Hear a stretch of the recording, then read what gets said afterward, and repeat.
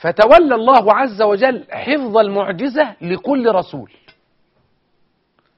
وترك المنهج، خالف فيه من خالف، وبدل فيه من بدل، وغير فيه من غير.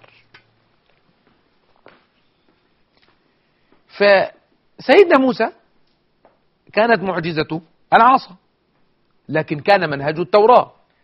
سيدنا عيسى كانت معجزته إحياء الموتى، لكن كان منهجه الإنجيل. الرسول عليه الصلاة والسلام كانت معجزته القرآن، وكان منهجه الشرائع التي هي في القرآن. فكأني المعجزة هي عين المنهج.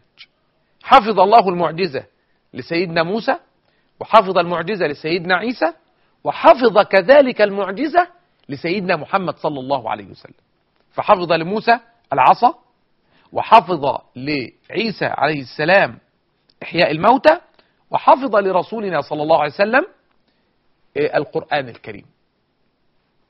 يبقى ده الحفظ اللي حاصل واخد نفس الخط، مفيش تمييز ولا تبديل ولا تغيير في أمر من هذه الأمور.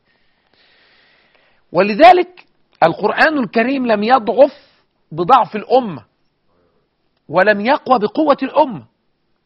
يعني ضعفت الأمة وسقطت، يبقى القرآن قويا عزيزا كما هو دون تغيير أو تبديل أو تحريف.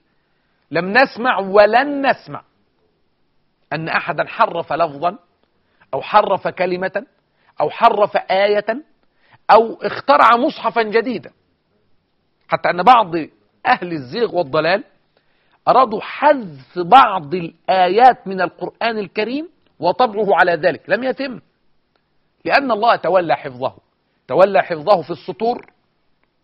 ولذلك فجأة كده الناس هتفتح المصاحف مش هتلاقي كلام مكتوب.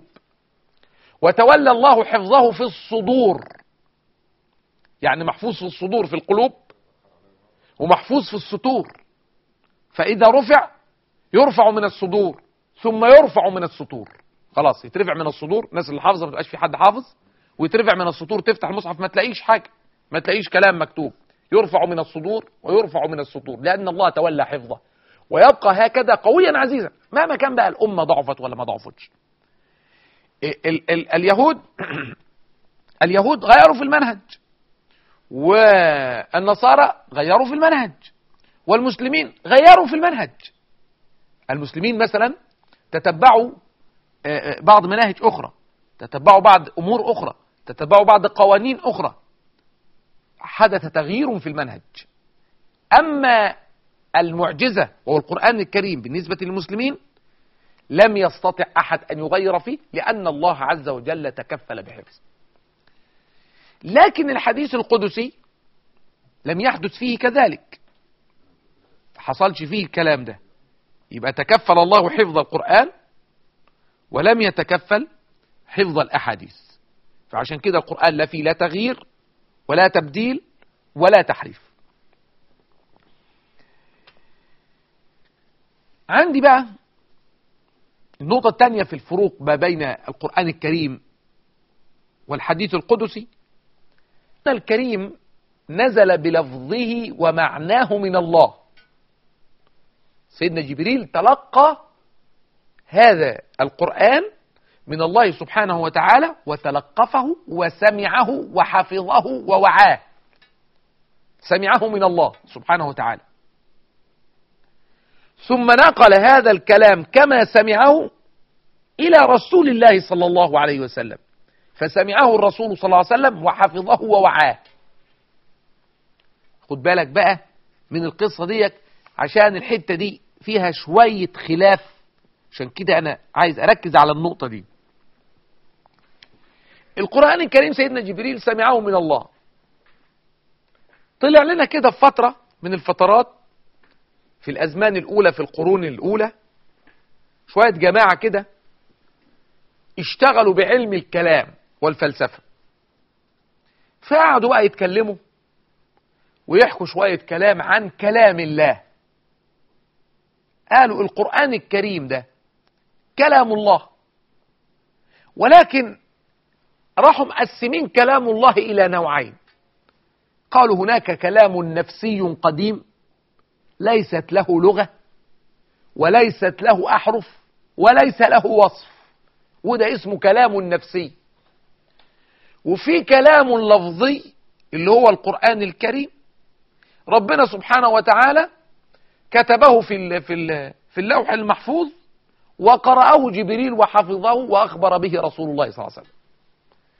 واتخلقت فتنة جامدة في زمن الإمام أحمد بن حنبل بسبب هذا الكلام، وجعوا دماغهم واتكلموا في كلام وحادوا به بعيدا عن الصواب وبعيدا عن الحق.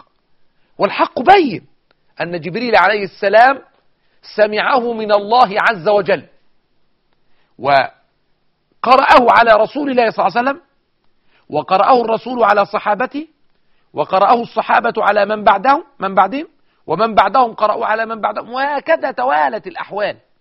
فالقرآن الكريم نقل كما هو متواترا جيلا بعد جيل، جيلا تلو جيل، نقل هكذا بالتواتر، اتنقل القرآن كده. لكن الحديث القدسي مش كده، الحديث القدسي مختلف عن كده. بس خلينا أوضح حتة علماء الكلام اللي شغلوا نفسهم بالقصة دي قالوا إيه. قالك إن لما نقول القرآن كلام الله فهذا كلام مخلوق خلقه الله يتناسب مع الناس، ودخلوا بقى في متاهات ووقعوا فيها في شركيات، وكانت يعني محنة قوية مرت بها الأمة كادت أن تعصف بالأمة، لولا أن قيض الله عز وجل رجالا وقفوا لهذه الأمة ولهذا الكتاب الذي تولى الله حفظه.